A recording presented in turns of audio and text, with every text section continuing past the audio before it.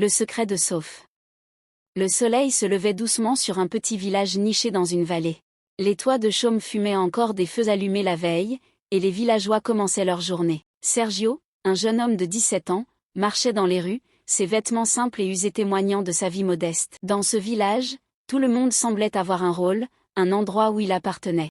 Tout le monde, sauf lui. En passant devant une boulangerie, Sergio regarda à travers la fenêtre et vit un enfant qui riait avec sa famille. Le boulanger, le remarquant, ferma rapidement la fenêtre en fronçant les sourcils. Sergio baissa la tête et continua son chemin, tentant de ne pas montrer que les mots du boulanger l'avaient blessé. Plus loin, il vit un groupe de jeunes rassemblés autour d'un puits. Il s'approcha pour leur dire bonjour, mais ils s'éloignèrent en murmurant et en riant dans son dos. Malgré cela, Sergio ne réagit pas. Il prit un seau vide et commença à tirer de l'eau, même si ce n'était pas pour lui. Peut-être qu'un jour, se disait-il, il verrait qu'il voulait juste être utile. Un jour, tout changea. Une fièvre mystérieuse frappa le village. Les enfants tombèrent malades les premiers, suivis par les adultes. Les habitants, impuissants, s'enfermèrent chez eux. La place du village, d'habitude animée, devint silencieuse. Les villageois murmurèrent entre eux, certains accusant Sergio. Les accusations, bien qu'injustes, atteignirent Sergio profondément. Refusant de se laisser abattre, il décida de consulter le vieil homme du village, connu pour ses connaissances sur les temps anciens. Le vieil homme lui parla d'une vallée lointaine, au-delà des montagnes, où poussait une fleur rare appelée la mécla. On disait qu'elle avait le pouvoir de guérir n'importe quel mal. Mais la route pour y arriver était dangereuse.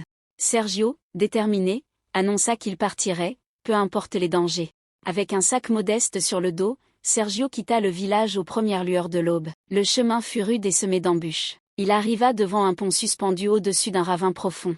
Les cordes étaient usées et les planches manquaient par endroits. Chaque pas était une épreuve, mais il garda son calme et traversa, non sans quelque frayeur. Plus tard, dans une forêt sombre, il rencontra une créature blessée, un loup aux yeux brillants. Plutôt que de fuir, il choisit de l'aider. En guise de gratitude, le loup le guida hors de la forêt et le protégea d'autres dangers. Dans les montagnes, une tempête de neige le surprit. Épuisé et gelé, il trouva refuge dans une caverne où il découvrit des gravures anciennes qui le motivèrent à continuer. Après des jours de marche, Sergio atteignit enfin la vallée. La fleur lumineuse, la mécla, poussait au sommet d'une colline. Mais la vallée était gardée par une créature gigantesque, semblable à un golem de pierre. Sergio observa la créature et comprit qu'elle ne cherchait pas à attaquer, mais qu'elle protégeait la fleur. Il décida d'approcher avec respect. Il expliqua qu'il ne voulait pas voler cette fleur mais sauver son village. En réponse, la créature s'écarta, lui permettant de cueillir la fleur. Cependant, la vallée commença à s'effondrer, et Sergio dut fuir rapidement.